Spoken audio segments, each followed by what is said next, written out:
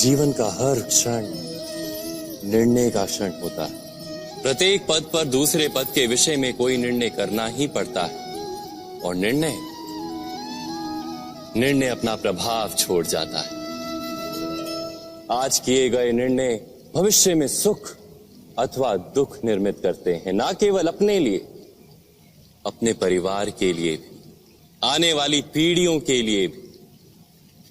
जब कोई दुविधा सामने आती है तो मन व्याकुल हो जाता है, अनिश्चय से भर जाता है। निर्णय का वो क्षण युद्ध बन जाता है और मन बन जाता है युद्ध भूमि।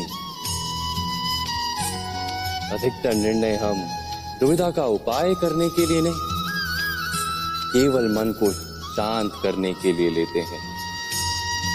पर क्या कोई दौड़ते हुए भोजन कर सकता है? नहीं। तो क्या युद्ध से जूझता हुआ मन कोई योग्य निर्णय ले पाएगा? वास्तव में शांत मन से जब कोई निर्णय करता है तो अपने लिए सुखद भविष्य बनाता है। किंतु अपने मन को शांत करने के लिए जब कोई निर्णय करता है तो वो व्यक्ति स्वयं विचार कीजिएगा।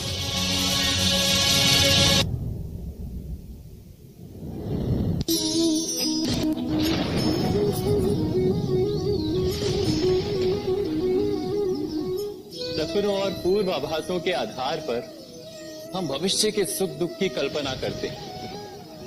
भविष्य के दुख का कारण दूर करने के लिए हम आज योजना बनाते हैं। किंतु कल के संकट को आज निर्मूल करने से हमें लाभ मिलता है या हानि पहुंचती है, ये प्रश्न हम कभी नहीं करते। सत्य तो ये है कि संकट और उसका निवारण साथ जनते हैं, व्यक्ति के लिए भी और सृष्टि के लिए भी। नहीं, आप अपने भूतकाल का स्मरण कीजिए, इतिहास को देखिए। आप तुरंत ही ये जान पाएंगे कि जब जब संकट आता है तब तब उसका निवारण करने वाली शक्ति भी जन्म लेती है। वस्तुतः संकट ही शक्ति के जन्म का कारण है। प्रत्येक व्यक्ति जब संकट से निकलता है तो एक पद आगे बढ़ा होता है, अधिक चमकता है, आत्मविश्वास से अधिक भरा होता है, न केवल अपने लिए अपितु विश्व के लिए भी। वास्तव में संकट का जन्म है एक अवसर का जन्म, अपने आप को बदलने का, अपने विचारों को ऊंचाई पर करने का अवसर, अपनी आत्मा को बलवान और ज्ञान मंडित बनाने का। जो ये कर पाता है उसे कोई संकट नहीं होता, किंतु जो ये नहीं कर पाता वो तो स्वयं एक संकट है विश्व के लिए। विचार कीजिए।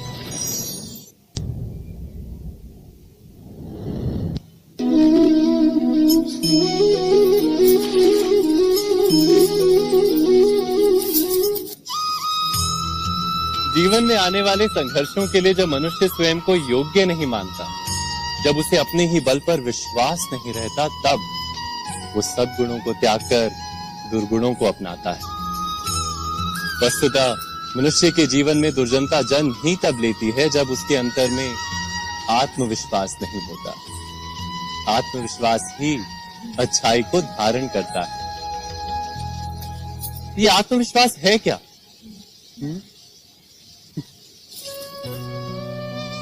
जब मनुष्य ये मानता है कि जीवन का संघर्ष उसे दुर्बल बनाता है तो उसे अपने ऊपर विश्वास नहीं रहता। वो संघर्ष के पार जाने के बदले संघर्ष से छूटने के उपाय ढूंढने लगता है।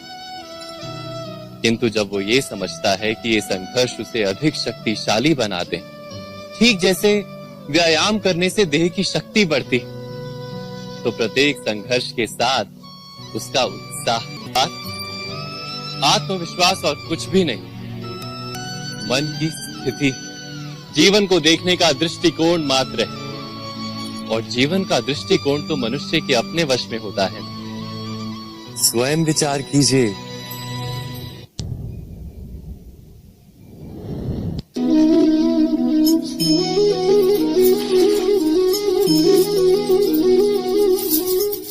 सदा ही अपने संतान के सुख की कामना करते, उनके भविष्य की चिंता करते रहते। इसी कारणवश सदा ही अपने संतानों के भविष्य का मार्ग स्वयं निश्चित करने का प्रयत्न करते रहते। जिस मार्ग पर पिता स्वयं चला है, जिस मार्ग के कंकर पत्थर को स्वयं देखा है, मार्ग की छाया, मार्ग की धूप को स्वयं जाना है, उसी मार्ग पर उसका पुत्र भी चले, यही इच्छा रहती है हर पिता की। निस्संदेह उत्तम भावना है ये, किंतु 3 प्रश्नों के ऊपर विचार करना हम भूल ही जाते हैं। कौन से प्रश्न? प्रथम प्रश्न, क्या समय के साथ प्रत्येक मार्ग बदल नहीं जाते? क्या समय सदा ही नई चुनौतियों को लेकर नहीं आता? तो फिर बीते हुए समय के अनुभव नई पीढ़ी को किस प्रकार लाभ दे सकते हैं? दूसरा प्रश्न, क्या प्रत्येक संतान अपने माता पिता की छवि होता है? हाँ, संतानों को संस्कार तो अवश्य माता पिता देते हैं, किंतु भीतर की क्षमता तो ईश्वर देते हैं। तो जिस मार्ग पर पिता को सफलता मिली है, विश्वास है कि उसी मार्ग पर उसकी संतानों को भी सफलता और सुख प्राप्त होगा।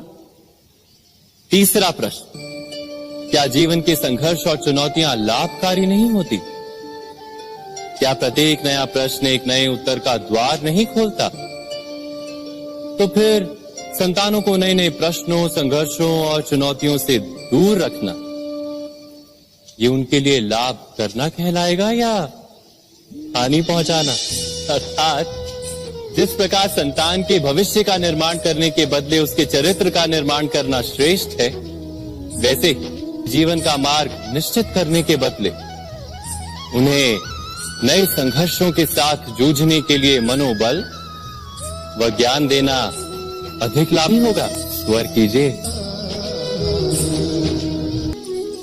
कभी कभी कोई घटना मनुष्य के जीवन की सारी योजनाओं को तोड़ देती और मनुष्य उस आघात को अपने जीवन का केंद्र मान लेता। पर क्या भविष्य मनुष्य की योजनाओं के आधार पर निर्मित होते हैं? नहीं। जिस प्रकार किसी ऊंचे पर्वत पर सर्वप्रथम चढ़ने वाला उस पर्वत की तलाई में बैठकर जो योजना बनाता है, क्या वही योजना उसे उस पर्वत की चोटी तक पहुंचाती? नहीं, वास्तव में वो जैसे जैसे ऊपर चढ़ता है, वैसे वैसे उसे नई नई चुनौतियां, नई नई विडंबनाएं, नए नए अवरोध मिलते हैं। प्रत्येक पद पर वो अपने अगले पद का निर्णय करता है। प्रत्येक पद पर उसे अपनी योजनाओं को बदलना पड़ता है। कहीं पुरानी योजना उसे खाई में ना ढकेल दे। वो पर्वत को अपने योग्य नहीं बना पाता, केवल स्वयं को पर्वत के योग्य बना सकता है। क्या जीवन के साथ भी ऐसा ही नहीं? जब मनुष्य जीवन में किसी एक चुनौती को, एक अवरोध को अपने जीवन का केंद्र मान लेता है, अपने जीवन की गति को ही रोक देता है, तो वो अपने जीवन में सफल नहीं बन पाता और ना ही सुख और शांति प्राप्त कर पाता। अर्थात जीवन को अपने योग्य बनाने के बदले स्वयं अपने को जीवन के योग्य बनाना ही सफलता और सुख का एकमात्र मार्ग नहीं। स्वयं विचार कीजिए।